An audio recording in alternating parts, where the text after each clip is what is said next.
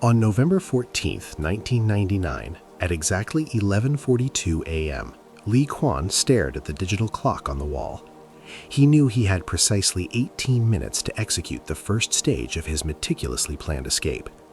During these 18 minutes, the prison guards would rotate their shifts, providing the window of opportunity he had been waiting for. He was hidden in the industrial workshop of Building 4, a part of the notorious Singaporean prison, Changi. As the rain began to pour onto the metallic roof of the workshop, Lee Kwan felt a strange familiarity in the sound. The rain sounded just like the rhythmic hammering he had heard every morning in the workshop. He slid out from under the workbench, retrieved a small flashlight he had repaired from an old broken one, and shone it on the table, moving his hand along its surface until he found a scratch, a mark he had made himself years ago. Lifting a black cover, he revealed the entrance to the tunnel he had been discovered a year prior. He had chosen November deliberately. In Singapore, this month brought strong northeastern monsoon winds. The prison's electricity had been unstable all week. Even the backup generators were overworked. Everything was perfect, leaving only execution.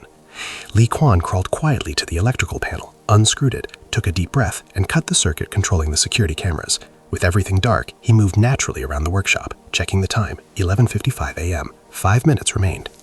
As the cold light of the workshop flooded him, Lee Kwan recalled the purpose of the tunnels beneath the prison.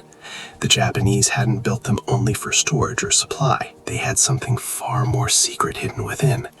He crawled back into the tunnel, closing the cover behind him, carrying the tunnel maps he had secured along with another mysterious bag of papers. At noon, the guards started their shifts. He had only 4 minutes left to escape unnoticed. Lightning flashed. He switched on the flashlight again, holding the maps in hope, but soon it malfunctioned. Darkness surrounded him. Lee Kwan continued blindly, relying on his sense of touch, pressing his hands against walls to guide him. Despite the uncertainty, he refused to stop. Only a minute remained. He remembered being in complete darkness 2 years ago, trapped in a corporate conference room of Microtech Industries, facing board members who accused him of espionage. He had been loyal for 12 years, only to have everything taken from him: his job, his finances, his reputation, and his freedom. In those 6 months in Changi, Lee Kwan had struggled to adapt. He barely spoke or ate. His body weakened until he was moved to the infirmary, where he met an older prisoner, Goom, who became his friend and mentor. Goom taught him to accept his situation, to find purpose within the prison walls, and to survive. The only true motivation was the picture of his daughter Goom showed him, the reason he still had to endure. Lee Kwan gradually adapted, becoming skilled in the workshop, fixing any malfunctioning electronic device, earning the respect of guards and prisoners alike. But then tragedy struck again. His wife, Meng, informed him that their daughter had a malignant tumor requiring a $300,000 operation within 4 months.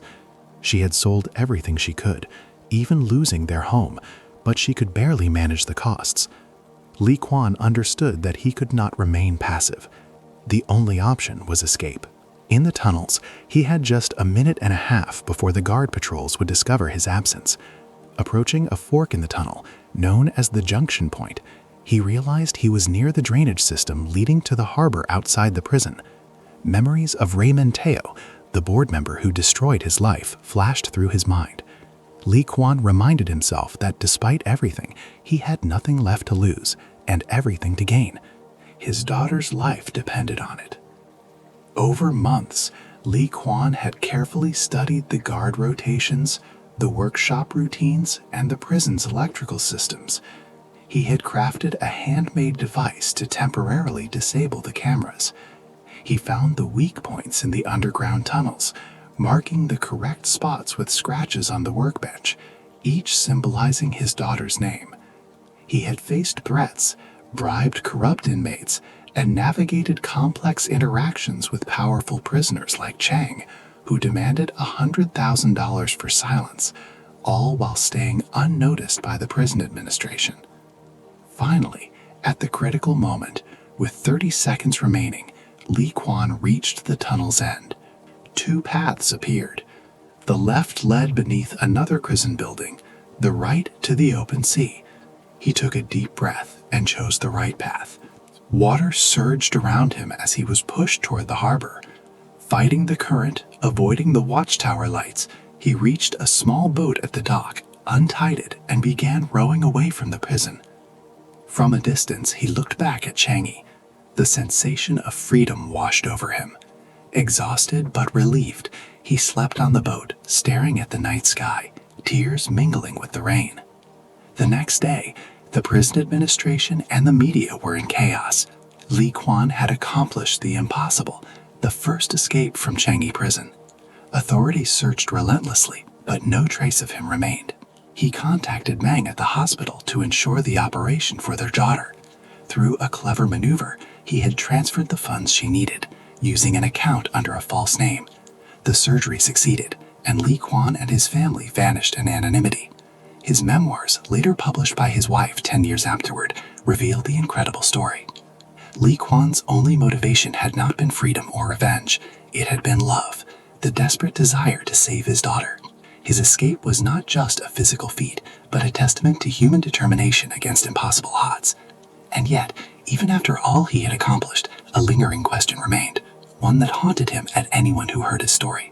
What drives a man to risk everything for a single moment, knowing the outcome is uncertain, yet choosing to act anyway?